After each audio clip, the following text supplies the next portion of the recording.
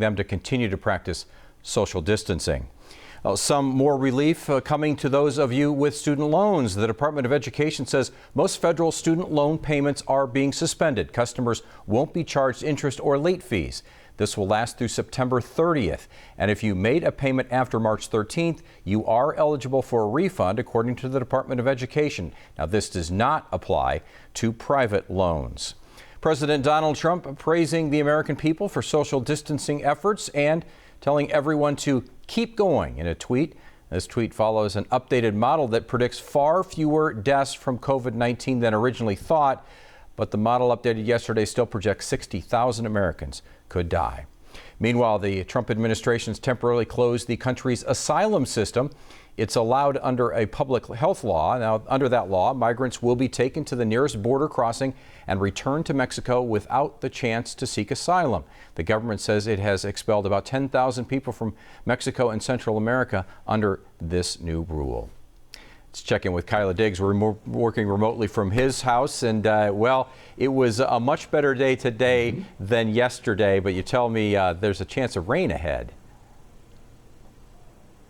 Yes, we're just kind of keeping the weather interesting across southern Arizona these days. Yeah, we at least got rid of that gusty wind that we had yesterday and really gave way to a beautiful day today. And yeah, there are a few showers in the forecast. But right now, let's take a look at the high temperatures that we enjoyed across southern Arizona. 74 degrees in Tucson. At the airport, it was 74 in Douglas, 76 in Safford, and 74 in Phoenix. Just about room temperature everywhere you look this afternoon. And right now, 60 degrees in Tucson, only 47 though in Oracle, 41 in Show Low. We've got clear skies overhead right now, but as Pat mentioned, there is some rain on the way, and you can see it right in Southern California. We'll talk about that here in a little bit. Sounds good, Kyler. Thank you. And then there were scooter companies left in Tucson. What caused one company to stop operating in our area while another continues? Plus, home health care workers continue to work closely with patients as the COVID-19 pandemic progresses. Why some say they're putting themselves on the front lines for their patients. You're watching KGUN 9 on your side. COVID-19 is also impacting the way some people get around in Midtown. One e-scooter company has removed themselves from Tucson entirely. The other is still operating. 9 on your side's Luzdelia Caballero found out why. Walking around Midtown, you don't see very many people. There definitely aren't any Bird e-scooters, but there still are Razor scooters like these around town. You probably haven't heard this sound from Birds lately, and there's a reason for that. Bird has decided to suspend their operations of the e-scooters because of this COVID deal. Razor has not. City Council member Steve Kozachik says Razor is offering free rides to first responders, medical professionals, and grocery and pharmacy workers. When was the last time you saw a cop chasing somebody on a scooter or a surgeon going to surgery on a scooter? So that's just ludicrous. Kozachik says both companies have the right to continue operation because of the 6-month pilot program in Tucson. Kozachik says that program could hurt public health. There's no way that you can keep these things clean between riders. And if we're concerned about community spread, to the extent that we're shutting down bars and restaurants, and we certainly should have told these guys that you need to shut down your operations. In a statement, Bird said in part, to help discourage non-critical mobility during this time and to help flatten the COVID-19 curve, we are temporarily reducing our fleet size in Tucson.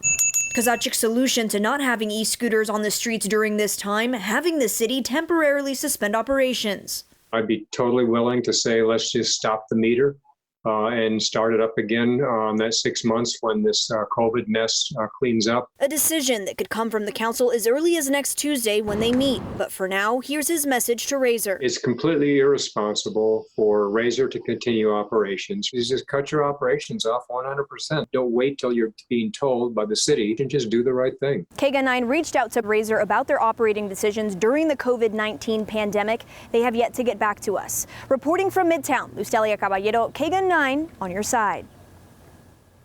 And with so much uncertainty happening with the economy right now, a lot of people are worried about their retirement funds, how some saving goals might have to shift as the pandemic continues. You're watching KGUN 9 on your side.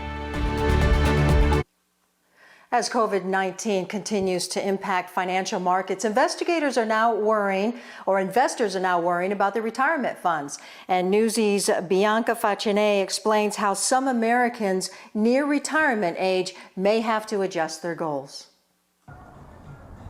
As the effects of COVID-19 spread through financial markets, investors are wondering if they should change their strategy, especially when planning for retirement. Everyone, all of us who are lucky enough to have a retirement account, has seen it going down. It's investors nearing retirement age who have a lot to think about, as it remains unclear how long the volatility will last and, as a result, how much more money they could lose. It's an even bigger issue for those who haven't prepared enough. For the number of people that are undersaved, and there's no shortage of statistics pointing to a decent percentage of people in the U.S. who are undersaved for retirement as they approach it, they've had to be a little more aggressive, and that likely means that they've seen a bigger bite taken out of their current retirement savings. Over a fifth of Americans have less than $5,000 saved, according to the latest annual survey on retirement from Northwestern Mutual.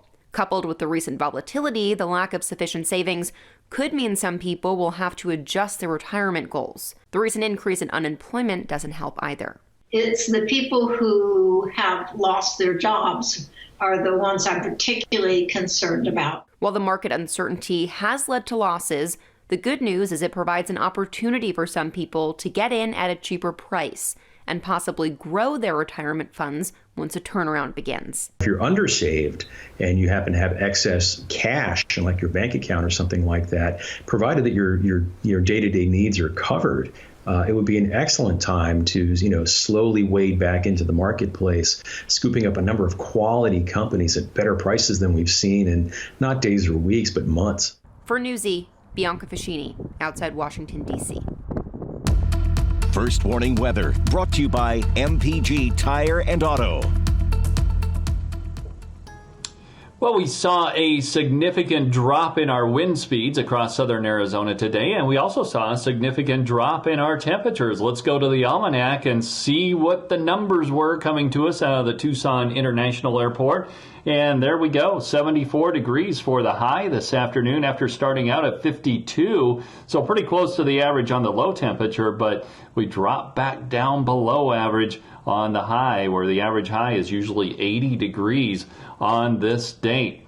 So as we take a look at the current readings across southern Arizona, it's chilly in Nogales, 49 degrees, 48 degrees in Wilcox, but it's still 60 in Tucson and Safford, 64 in Phoenix. And as we break the numbers down for you from the airport in Tucson, 27 degrees on the dew point, 28% humidity, and not much wind to speak of at this hour. And we don't expect much wind overnight tonight. We don't expect much cloud cover either. So that will allow those temperatures to drop down into the upper 40s by the time we get to sunrise. And right now in Flagstaff, look at that. That doesn't feel much like spring, does it? 28 degrees, 30 degrees at the Grand Canyon, and even chilly in Las Vegas, 56 degrees there, and 50s as you head over to the coast around LA and San Diego. And that's some of that cool air that will continue to hover around the southwest over the next few days as this low pressure system continues to hover around. That's what it's done over Southern California for the last several days.